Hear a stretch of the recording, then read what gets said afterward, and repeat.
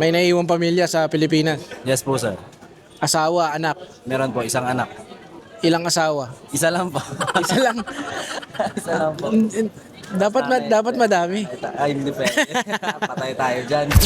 Hello mga kabayans, nandito tayo ngayon sa Dubai Airport Terminal 1 para sumundo ng ating kababayan na pupunta dito sa UAE para magtrabaho na galing ng Pinas. So, tanungin natin siya kung paano niya nakita yung trabaho na to and kung ano yung mga pinakita niyang papeles sa immigration natin sa Pilipinas at syempre yung immigration dito sa UAE. So, kamustahin din natin kung paano ba yung naging process natin sa kanya ng kanyang mga documents like OWA, OEC, and syempre ng kanyang pagpipidos. So, samahan niyo ako mga kabayans. Let's G!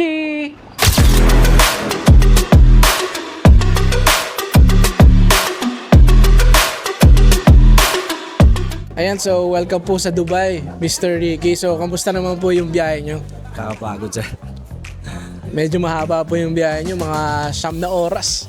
Yes po, pero ano sir, napadali po ata kasi mas mabilis po ata dumating. Oh, mas mabilis yung nga palang dumating kasi advance eh. Nagulat nga ako kasi nasa office pa ako. Sabi ko, nakaland na pala yung eroplano nyo ng mga alas 5. Opo. Kasi dapat mga 6 p.m., 6:10. Oh, yun po yung estimated, sir. Yun po yung estimate. Bakit napadali ang Hindi ko po sure, sir, pero sabi po nila, maganda daw yung sinakyan ng airline. Tapos wala pong problema sa taas. So napabilis. So, kamusta naman ang pagpasok mo sa immigration natin sa Pilipinas? Ano yung mga papel na hinanap sa'yo? Yung OWA, OEC, then passport, contract, yun lang po. Yun, kasi yung OEC kailangan meron ka nun. Kasi yun ang pinaka-importante yung papeles na kailangan natin dalhin dito para makapasok ka sa immigration natin sa Pilipinas. So kompleto ang document. So, smooth naman. Yes po, sir. Super smooth. First time mo ba mag-abroad? Yes po, sir. First time po lahat. First time lahat, pati dito sa bansa na to. Yes po. So, dito naman sa Dubai, sa immigration dito, anong hinanap sa'yo? Passport lang po, sir. Nag-scan lang kayo? Yes po. Napakabilis lang, no? So, saan naman po muna kayo sa Pilipinas? Mindanao, sir. Sa Sultan Kudarat, Tacorong City. May naiiwang pamilya sa Pilipinas? Yes po, sir. Asawa, anak? Meron po, isang anak. Ilang asawa? Isa lang po. Isa lang. Isa lang po. Dapat madami. Ay, hindi pwede. Patay tayo dyan. Nanay mo, tatay mo? Yes po.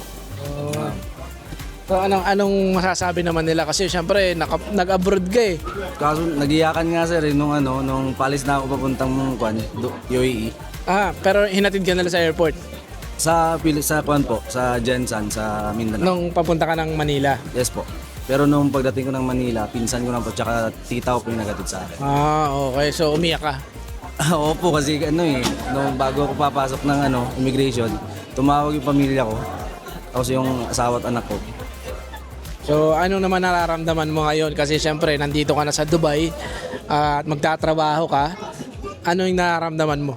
Magkahalong ka ba at excitement, sir? Lungkot. Yun, meron na rin po. Kasi Pero syempre. hindi ko na iniisip yun, sir. Iniisip ko na lang makuha ko yung pangarap ko. Oo naman. Kasi syempre, kaya ka naman nandito kasi para naman sa pamilya to lahat eh. Yes po, sir. Ayun. Ano muna ang trabaho mo sa Pilipinas before ka nakapag-abroad? Sushi chef po. Sushi chef. So, may dala kang sushi dyan. Wala po, sir. Kasi hindi nila hindi daw po pwede yun eh. Kasi masisira. Pero magaling ka naman gumawa ng sushi. Sakto lang. 1 of 10. Siguro nasa 5, 6. Wow. Dapat 10 agad. Hindi, mas maganda naman ipapakita, sir, bago yung sasabihin. Sabagay. So, eto na nga. So, kamusta naman yung pagpaprocess namin ng mga documents mo like yung mga OWA, OEC mo? Kamusta yung pagprocess ng ABA sa'yo? Sobrang dali po talaga, sir. Actually, hindi po ako makapaniwala na ganun kadali. Kasi mula nung nag-medical ako, akala ko nga parang eme lang ganun. Tapos nung binigyan ako ng schedule ni Sir Ali, shoutout po kay Sir Ali, thank you po. Nung sinendan po ako ng schedule, punta po ako agad kahit on duty, nagpaalam lang po. Tapos pagkatapos nun, naghintay ako ng 3 araw. Then 2 araw para ma-fit po yung medical. Pagkatapos po nun, binigyan po ako ng schedule ng pagbigay ng visa. Yun po. Napakabilis eh, no? Umabot ba ng mga ilang buwan? Actually sir, wala eh. Walang isang buwan. Hindi ko inaabot.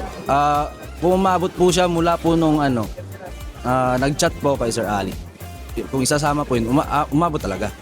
Okay. Pero kung wala po yung holiday, baka nga 3 weeks lang, 2 weeks din.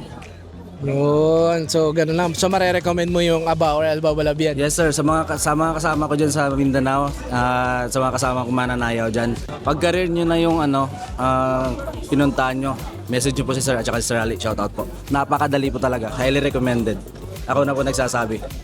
So, mananayaw pala kayo? Yes po sir, may grupo pa ako sa Mindanao. Shoutout po sa Quick Kids Crew. Sa paparating na contest nyo, sana manalo kayo.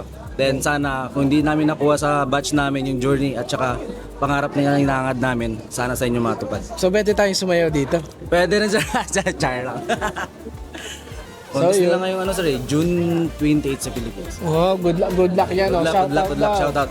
Tapos sa best friend ko dyan, Sir Julius, sumunod ka sa akin. Message mo sa sir. Yun. So, ito naman, pagdating naman dito sa UAE, sa Dubai, ano yung magiging trabaho mo?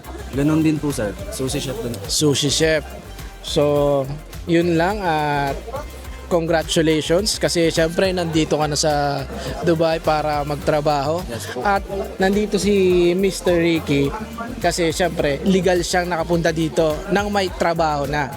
Yes With the help of our recruitment agency in the Philippines and of course ng Aba or Alba Balabiad ay nandito na siya. Ayan na siya. So, buti nagtiwala po kayo agad sa amin.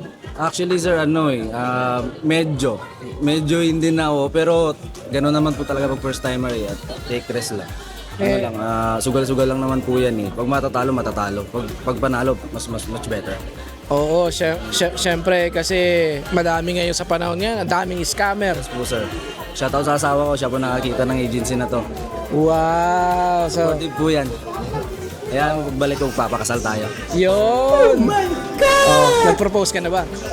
Saka na po pagbabalik na. Kukunin ko mo yung pangarap natin bago tayo papakasal. Yan. So, congratulations and thank you so much and sana mas maging okay ka dito sa Dubai and syempre, welcome to Dubai!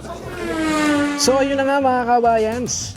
Nakarating ng successful ang ating kababayan na si Mr. Ricky na nanggaling ng Pilipinas papunta dito sa United Arab Emirates para magtrabaho in a legal way. Syempre, with the help of our recruitment agency in the Philippines and of course ng Aba or Alba Balabiad ay nakarating siya dito ng legal. Kompleto ang documents, may OWA, may OEC at nakapagpido sa Pilipinas. At naging smooth ang kanyang pagpasok sa immigration sa Pilipinas at syempre dito sa UAE. So, kayo guys, kung kayo ay may employer na dito sa UAE, mag-message na kayo sa Aba or Alba Balabiad dahil tutulungan namin kayo at i-assist namin kayo sa tamang proseso at legal na proseso. So, ano pang inaantay nyo? Message na! Let's G!